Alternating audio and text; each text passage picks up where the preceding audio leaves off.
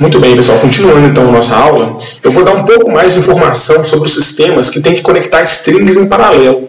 Como eu mostrei para vocês anteriormente, nem sempre, dependendo do tamanho do sistema, vai ter uma entrada para cada string. Então, às vezes, tem que ser colocadas strings em paralelo. É claro que isso só vai acontecer para sistemas maiores, sistemas pequenos geralmente vai ser o contrário, vai ter sempre uma entradinha ali para cada string, mas quando acontecer a gente tem que saber quais são os pontos de atenção, quais são os pontos críticos.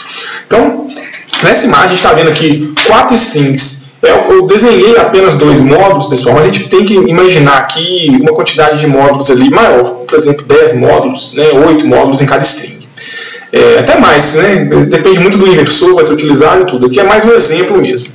Então, o que vai acontecer no funcionamento normal do sistema?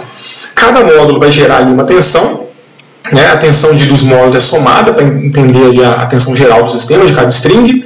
Cada módulo vai dar a sua contribuição de corrente, e a tensão final aqui é a soma dos módulos de um string, e a corrente final é a soma das correntes de todas as strings. Sendo que em cada string a corrente é a mesma em todos os módulos, certo? É uma associação, parecendo uma associação de baterias mesmo, que a gente é acostumado a fazer nos circuitos. E aí o que pode acontecer aqui? Pode acontecer de um módulo, ou mais módulos no caso, dar uma tensão menor do que deveria. E aí acontece um desbalanço nas tensões das strings.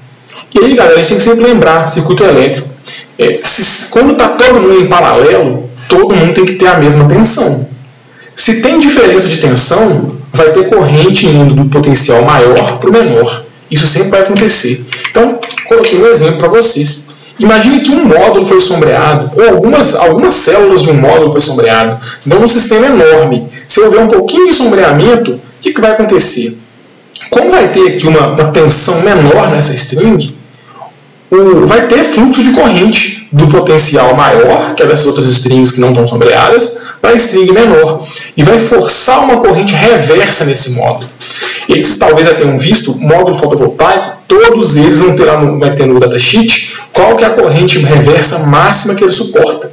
E é exatamente por essa situação aqui que pode acontecer num sistema grande. E aí, quando acontece esse caso, a gente vai estudar isso com detalhes depois, é necessário colocar aqui um dispositivo de proteção contra a corrente reversa.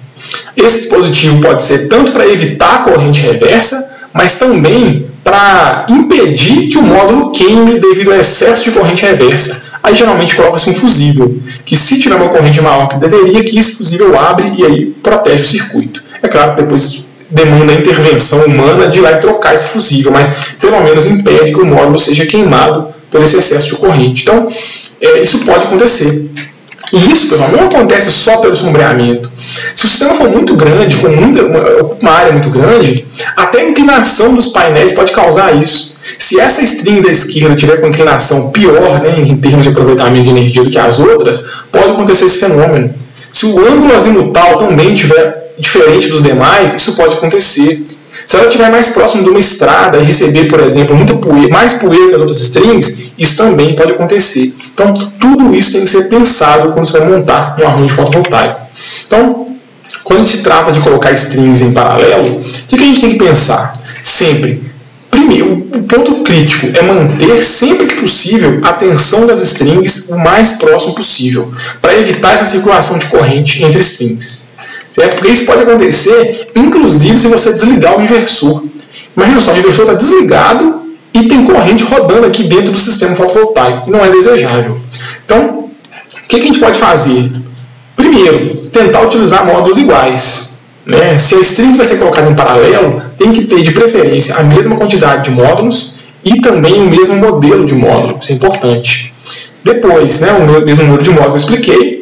Se for preciso substituir os módulos, tentar substituir de uma forma que mantenha esse equilíbrio. Sempre mantendo o equilíbrio. Porque, pessoal, quando passa 2, 3, 4 anos, o módulo para de ser fabricado. E quando você vai substituir, você acaba tendo que escolher um módulo diferente, muitas vezes mais potente do que aqueles que estão utilizados no seu sistema. Então é tentar ou comprar módulos a mais, ou trocar alguns módulos para tentar manter esse equilíbrio. É sempre importante.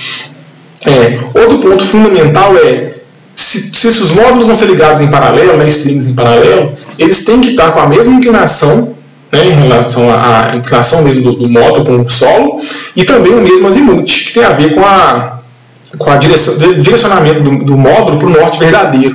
Isso vai tentar evitar esse fenômeno que eu acabei de explicar para vocês. Uma possibilidade também para melhorar esse sistema é colocando diodo de bloqueio. A gente já estudou o diodo aqui no curso em outros momentos, né, que ele bloqueia a corrente quando ele está polarizado reversamente. Então, essa solução aqui, ela é uma solução viável. Colocar diodos em todas as strings, porque aí mesmo que a tensão de uma string seja menor do que as demais, vai ser impossível a corrente fluir reversamente. É um pouco complicado de fazer isso, porque se esses diodos queimarem dá um pouco de trabalho para dar manutenção, até para identificar a queima desses diodos é trabalhoso, mas é uma solução tecnicamente viável para esse tipo de problema. Vou pausar essa aula novamente e continuar aqui no próximo vídeo.